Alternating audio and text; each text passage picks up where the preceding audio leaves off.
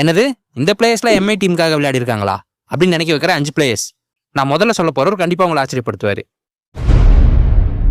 5வது இடத்துல அஜின்கே ரஹானே. இவர் 2008 இருந்து 2009 வரைக்கும் எம்ஐ டீம்ல இருந்திருக்காரு. அதுல மொத்தமா எம்ஐக்காக 10 மேட்சஸ் விளையாடி அதுல 148 ரன்ஸ் அடிச்சிருக்காரு.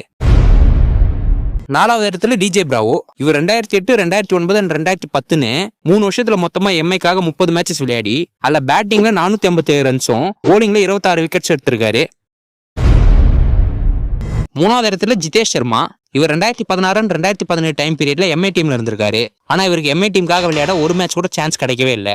அதுக்கப்புறம் அவருக்கு 2022 ஐபிஎல்ல தான் பஞ்சாப் டீமுக்காக விளையாட சான்ஸே கிடைச்சது.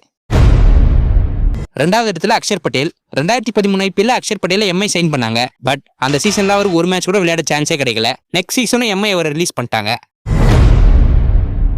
முதல் இடத்துல ஜார்ஜ் ஹேசில்வுட். இப்ப வரைக்கும் கூட சிஎஸ்கே ஃபேன்ஸுக்கும் ஆர்சிபி ஃபேன்ஸுக்கும் நடுவுல இவர் சிஎஸ்கே சிங்கம் இல்ல இவர் ஆர்சிபி தங்கன்னு சண்டை போயிட்டு தான் இருக்கு. ஆனா இவர் ஃபர்ஸ்ட் ஃபைன் பண்ணது எம்ஐ தான்.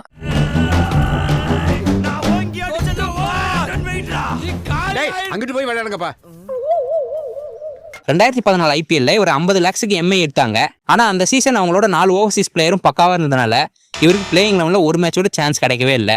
இந்த வீடியோ நம்ம நேயர்கள் விருப்பம் தான். அடுத்து எந்த டீம் பத்தி இல்ல எந்த வீடியோ போடலாம்னு கீழே கமெண்ட் பண்ணுங்க.